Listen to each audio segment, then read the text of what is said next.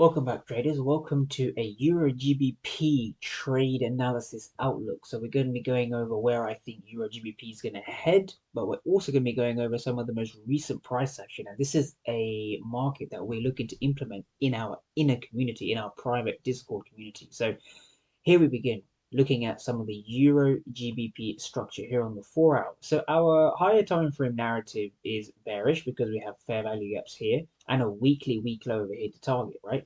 So based off that, we need to understand that our H4 structure was bullish up until this point, but we saw a switch in this region over here, right? So if I zoom into price, we saw a switch in the structure just over here. So we've seen a high, a low, a high, and now we've seen a bearish break. So now when we come into this region over here, we want to identify our order block or our POI. In this case, I called it a fair value gap, but those words can be used interchangeably. So this is our POI, and the POI has done three things, right? So if I just list out the 1, 2, 3.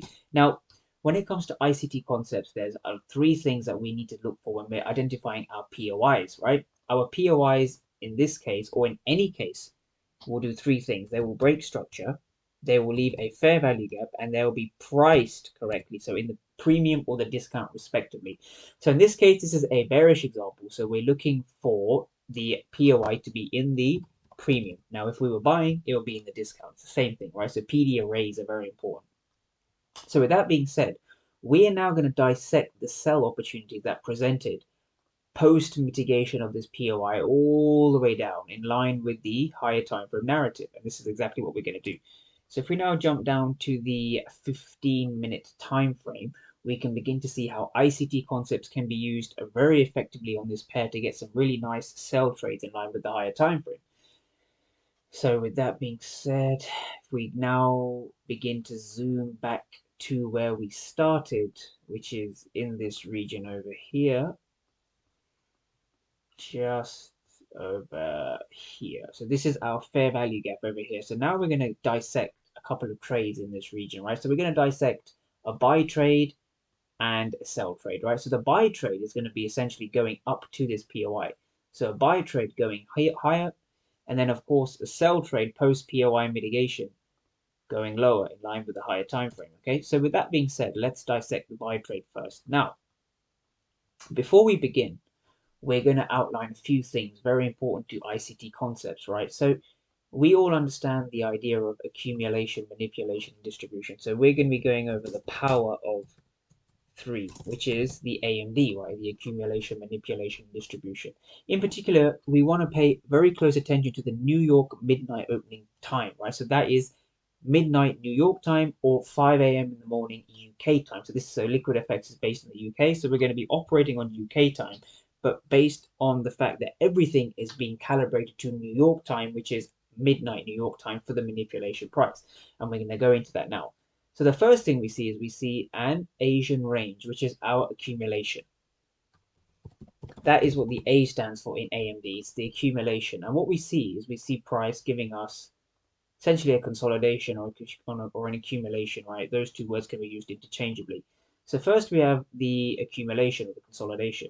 Now from here, what's important to understand is that if I color that in orange, the same as the charts, what we need to identify and understand is that there's a price that we're interested in at the end of this Asian range. Now, it's the New York midnight opening price. So if I just draw an arrow to the right, this arrow is the New York midnight opening price. It's the New York midnight opening price. Now, the reason why this is important is because this is the price that we're going to be using in our manipulation phase, right? So we want to buy price after it's swept this. We want to buy after price has swept the New York midnight opening price. So what we want to see is we want to see something like this. So if I just draw that again, first we see an accumulation of the Asian range and we see New York midnight opening price here. Now what we're looking for is we're looking for price to essentially manipulate this price before giving us a break of structure. That's exactly what we see here in price. We see price, if I just label this again, so we have the New York opening price at 5 a.m. in the morning, just over here, labeled with the arrows. If I just label that again, so that's the New York midnight opening price. So the New York midnight opening price has been drawn in this region, and our manipulation phase is going to be here. And we want to buy after we see a sweep of this price. So this is the manipulation, or I'm just going to label it M for short. So the manipulation is essentially the market enticing those sellers into the market. And this is exactly what we see over here in real price action too, just over here. Okay. Now from here, we understand that we have a POI above us to target, right? So what are we going to do now? Now we have to look for a clear break of structure. And our break of structure occurs. We want to see a break of structure in this region, right? BOS, break of structure, or a shift in market structure. That's how some people call it. And we see that just over here in price, right? So we're doing a schematic underneath and we're looking at real price action above. So when we have a break of structure, we need to have our order block. Now there's three things that constitute to an order block. Now what are they? Now the first thing, if I just bring the rules over here, now there's three rules to an order block. Three rules to an order block. What are they? So the first rule is that we must break structure. That's marked out with an arrow typically, right? So we see a clear break of structure, or a BOS. Now the second rule is we need a fair value gap to occur, to present itself. Now the fair value gap will typically occur very close to the boss or in line with the boss. So we see a fair value gap just over here. So if I label that in price, FVG, or fair value gap, very similar, very close here to the boss, right? Very similar territory to the boss. So this is an entire fair value gap leg over here. So if I just put that here in price, we see a fair value gap in this region. Okay, this is a fair value gap. Now the third and final thing we want to look for is, if I just draw it on the chart first, we have our swing low, which is the bottom of the manipulation, and we have the swing high, which is at the top of this new structural leg. Now, we have a fair value gap that occurs below the 0.5 level, which is in the discount, and that's important to understand. So we see a discounted OB, we see a discounted fair value gap. So we need to have correct pricing. So in this case, we need to see price in the discount. So our PD array must be respected. Our PD array must be respected. So if I make the chart a little bit clearer for us to see, what we essentially want to see is we want to see price retrace back into a fair value gap before giving us a trade. And that's exactly what we see over here. We see price retracing back into a fair value gap before giving us a trade. And that's exactly what we want to do. We want to have our stop just below the manipulation, and we want to target the high that was created in that day.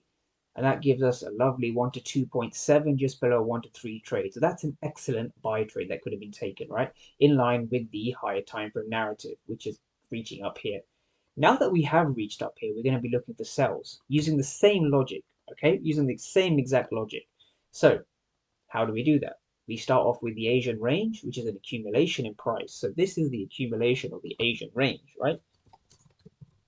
Now, after the Asian range, we see a slightly different model play out. This is one of the models we use here at LiquidFX to our advantage. Because we're looking for shorts primarily, when we see price give us an Asian range, we see a sweep of the Asian low, followed by an aggressive sweep of the Asian high, then a break of structure. So what we're seeing over here is we're seeing price give us an accumulation in the form of the Asian range. We're seeing a manipulation of early sellers. So these are early sellers that get enticed into the market first, right? These are early sellers. These are early sellers, right? Now, those early sellers obviously, of course, get liquidated via the Judah swing. And that's what we're going to be identifying over here. So when we see price mitigate the H4 POI, it creates simultaneously the Judah swing of that day. Now, this Judah swing is important, right? Because after we see the Judah swing, what do we see? If we follow our structure, we see a low, high, low, and a high. Now, from this region, we see a market shift of structure, right? Or a break of structure over here, just here. Now, this is our shift in market structure, marked out with the arrow.